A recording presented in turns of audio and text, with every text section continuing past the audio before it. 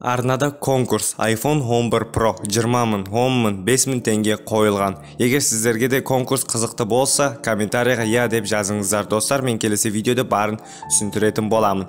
Баршаға сәлем достар, сіздермен спорт жаңалықтары. Видеоны бастамас бұрын арнаға тіркеліп, видеоға лайк басуды ұмытпаңыздар. Белгілі промоушен Батыр Жүкембаевтың қатарына қайта қосуы мүмкін. Канаданың Yo Offset Tigers менеджмент промоутерлік компаниясы қазақстандық Батыр Жүкембаевты қатарына қайта қосуы мүмкін деп хабарлайды. Жағдайға жақын ақпарат көзінің айтуынша, боксшының осыған қатысты ойы белгісіз.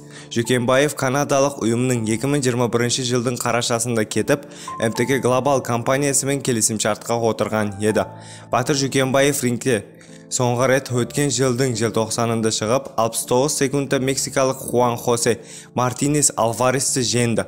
Еске салайық, қазақстандық былғары қолғап шебері кәсіпқойдағы келесі жекпе-жегін 24 желтоқсанда өткізеді. Алматыдағы айқасты жерлесіміз WBS Асия белбеуін таласады.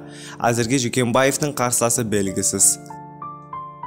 Америкалық сайттар Геннадий Головкин мен Ванга турасында сөздер пайда болмақ. Геннадий 2023 жылы рингке шығып, 10 секундта нокаутқа түсіреді. Ең танымалы боксшы рейтінде тарихте қалады деп айтпақ. Бұл сөздер қаншалықты рас?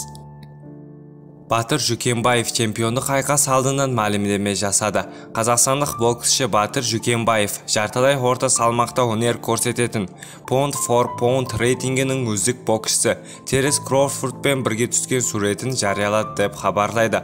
Жүкембаев келесі жекпе-жегін 24 желтоқсан күні Алматы қаласында өткізеді.